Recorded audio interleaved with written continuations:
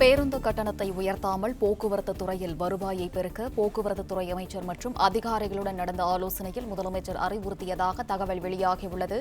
கூடுதல் விவரங்களை வழங்குகிறார் செய்தியாளர் ராஜகுமரன். வணக்கம். வேறு என்னென்ன அறிவுறுத்தல்களை முதலமைச்சர் வழங்கியுள்ளார்?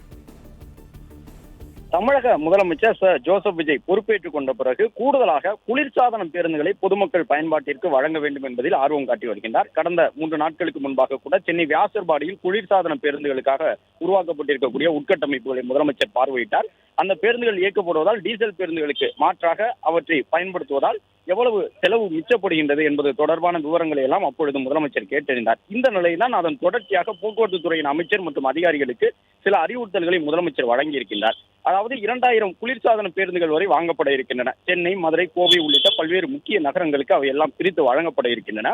குளிர்சாதன பேருந்துகளை இயக்கும் பொழுது ஏற்கனவே டீசல் பேருந்துகள் இயங்கக்கூடிய வழித்தடத்தில் தான் இயக்க முடியும். எனவே கூடுதலாக குளிர்சாதன பேருந்துகளை இயக்கும் பொழுது பேருந்து கட்டணத்தை உயர்த்த வேண்டிய ஒரு சூழல் ஏற்படலாம், பயணச்சீட்டு கட்டணத்தை என்கின்ற ஒரு நிலை இருக்கின்றது.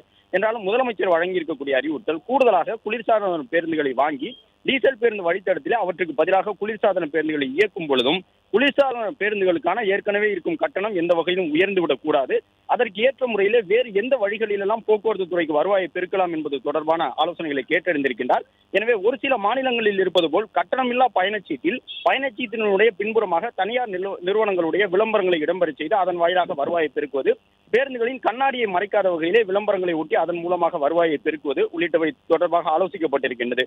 எனவே மகளிருக்கான இந்த கட்டணமில்லா பேருந்து பயணச்சீட்டு வழங்கும் பொழுது விரைவில் அந்த பயணச்சீட்டினுடைய பின்பக்கம் தனியார் நிறுவனங்களுடைய விளம்பரங்கள் அனுமதிக்கப்பட்டு அதன் மூலமாக போக்குவரத்து துறைக்கு வருவாய் பெருக்கப்படும். அதை ஈடுகட்டும் வகையிலே அதாவது செலவுகளை ஈடுகட்டும் வகையில் அது இருப்பதன் காரணமாக குளிர்சாதன பேருந்துகள் அறிமுகப்படுத்தப்பட்டாலும் கூடுதலாக பேருந்து கட்டணம் உயராது என்ற தகவலை போக்குவரத்து துறையினர் தெரிவித்துள்ளனர்.